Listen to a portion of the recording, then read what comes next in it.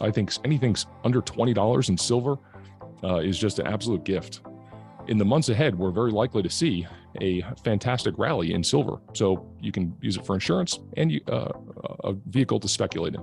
Unlike paper money and stocks, physical precious metals like gold and silver are resistant to inflation because they derive their value differently than paper money. The value of the dollar depends on the actions of the Federal Reserve, central banks, global factors, and the general health of the economy. Circulating more paper money means a large increase in the supply of dollars in the economy. Rather, gold is valuable because of its rarity and its many modern uses. Gold is also intrinsically valuable as the metal is highly conductive, making it an instrument for countless industrial and electronic applications. Another important reason for his continued wealth and success is the symbolic value of gold. In today's video, we will share why Steve Penny believes that a mega bull run of gold and silver is ahead of us. But before we get into the video, make sure you subscribe to our channel and press that bell icon to never miss an update. In times of economic instability or recession, when the value of the dollar falls, investors flock to stable and solid investments like physical gold and silver as a way to store their wealth. As a result, this demand drives up precious metal prices and helps protect investors against inflation and dollar devaluation. This counter-cyclical relationship between inflation and gold is precisely why so many investors prefer to diversify their portfolio with precious metals. What is the point of buying precious metals? There are several reasons, but above all, it's an insurance policy against reckless governments. You say that to people in Venezuela right now. If they don't have physical metal, there's no way they can get it now. It's an insurance policy, and second, it can be over long periods of time. Precious metals tend to make terrible investments. However, there are brief periods in the cycle where they can make fantastic speculations, and in a short period of time, you can offset. All you know after poor results as of 2011, in March 2020, and all signs point to that in the coming months.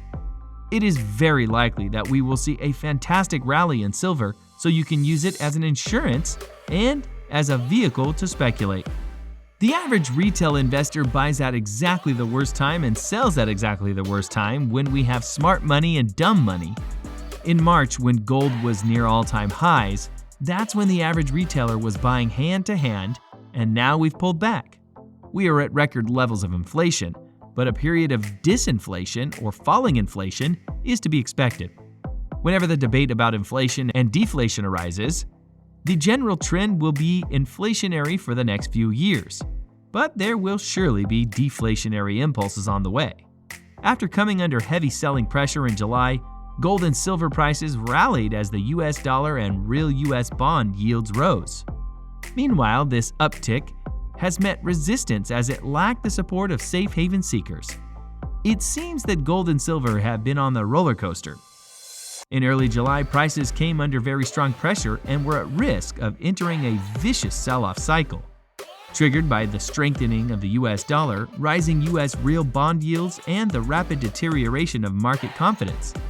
The bull case remains a recession, as this should appeal to those seeking safe havens in the market, especially as real US bond yields are expected to fall further. Meanwhile, silver's underperformance largely reflects rising recession risks due to its predominantly industrial applications. Although the cyclical cooling is weighing on industrial demand a bit, we believe that most of the price volatility is actually related to changes in market sentiment, which tend to be very pronounced for silver.